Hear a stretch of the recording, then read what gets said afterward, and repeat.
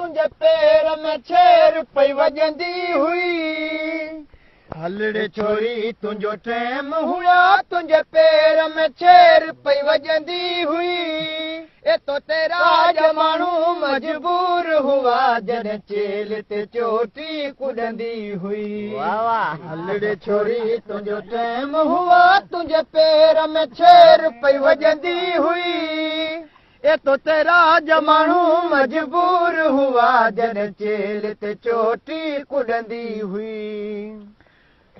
room पाए सिंगार करे जॾहिं सींध सवारे ईंदी हुई सुरम पाए सिंगार करे जॾहिं सींध सवारे ईंदी हुई अला कंहिंजे अंगण जो सिंगार थींदी ईअं चवंदो हुयसि हूअ खिलंदी हुई हलड़े छोरी तुंहिंजो